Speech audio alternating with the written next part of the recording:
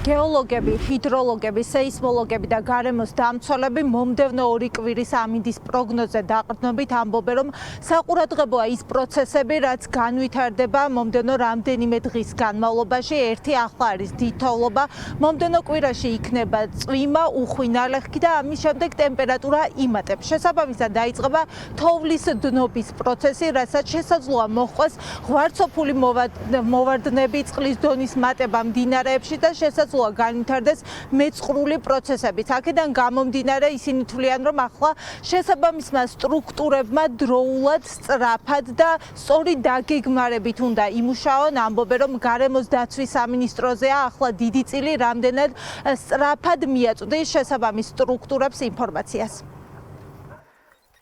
თუ მოხდა ისე, რომ იქნება მაღალი ტემპერატურები და თოვლის სწრაფად დადნა, მაგ შემთხვევაში მდინარის ხეობებში იქნება ჭარბი რაოდენობის წყალი, რომელსაც შეუძლია წყალმოვარდნების განვითარება დასავლეთ საქართველოს, აი იმ რეგიონებში, სადაც დიდი თოვლია მოსული, ან მეწყრული ან ღვარცოფული პროცესების ჩამოყალიბება. ერთი საკითხია ეს უხთოვლიანობა, რომელიც ინფრასტრუქტურას უქმნის საფრთხეს და მათ შორის ადამიანებს და კომუნიკაციებია ჩაკეტილი, ხოლო მეორე საკითხია თოვლისგან შესაძლო ზვავების განვითარება. ეს მნიშვნელოვანია რიკოტის შემთხვევაშიც, როგორც ნახეთ ასევე, თუმცა გურიაშიც და იმერეთშიც არის საზავე კერები, საიდანაც შეიძლება ზვავი განვითარდეს. მომავალი კვირის დასაწყისში მოსალოდნელია ნალექი წვიმის სახით, რომელიც თოვლს კიდევ უფრო მეტად დაამძიმებს და წყლის შემცველობას მასში გაზრდის და ასევე დაახლოებით 10 დღეში ტემპერატურა უკვე საკმაოდ იმატებს, 10 გრადუსზე მეტიც არის. და სამწუხაროდ შესაძლებელია, რომ ძალიან გააქტიურდეს როგორც მეწყრულ გრავიტაციული პროცესები იმ ადგილებში, სადაც უკვე ჩასახული იყო წინასწარ, ან უკვე ესე ვთქვათ, შემზადებული იყო ეს ტერიტორიები და მოწყვლადია მეწყრულ გრავიტაციული პროცესების მიმართ და ასევე დიდი ალბათობით მოსალოდნელი იქნება მდინარეებზე და პატარა ხევებზე წყლის დონის საკმაო მატება. პირველი პრევენციული ღონისძიება თავისთავად არის დაგეგმა. უნდა იყოს კარგად განსაზღვრული მდინარეთა ჭალები, ხეობები და ეს ჭალები და ხეობები, რომლებიც მოწყვლადი არის წყალდიდობებისა და მსგავსი სტიქიური პროცესების მიმართ, არ უნდა იყოს გამოყენებული განსახლებისათვის.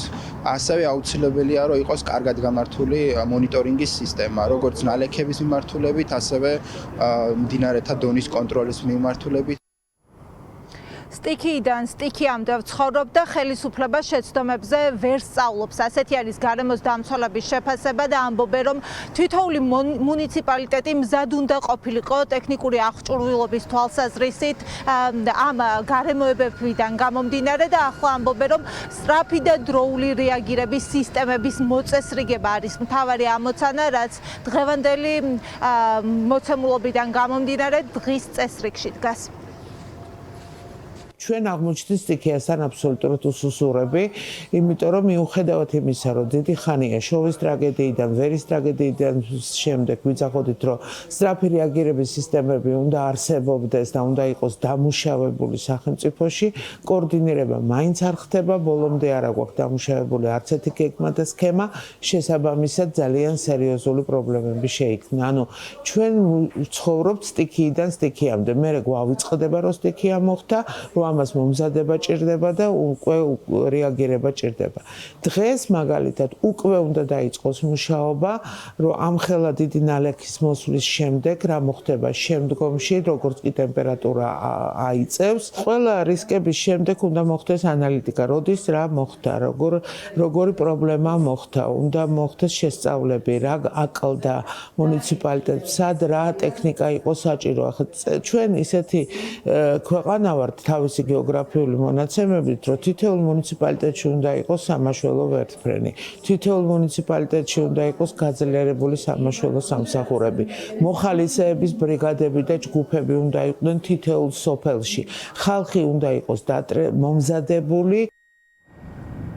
სპეციალისტები ამბობენ, რომ სახელმწიფოს უნდა ჰქონდეს უკვე ინფორმაცია, რომელი კერები არის მაგალითად მეწყრულად საშიში, შესაბამისად უნდა მოხდეს პრევენციული ღონისძიებების გატარება და ერთ-ერთ ასეთ ლოკაცია დასახელებენ რიკოც. ამიტომ თვლიან, რომ მაქსიმალური ყურადღება უნდა იყოს სწორედ ასეთ უფნებზე, რომ ნებისმიერი სახის მეწყრული პროცესების განვითარება იქნება თუ ღვარცოფული მოვარდნები იყოს წინასწარ გათვლილი და რეაგირება უნდა მოხდეს დროული და მათ შორის მოსახლეობის ევაკუაციაც თუ იქნება საჭირო, სწრაფად უნდა მოხდეს ეს ყველაფერი.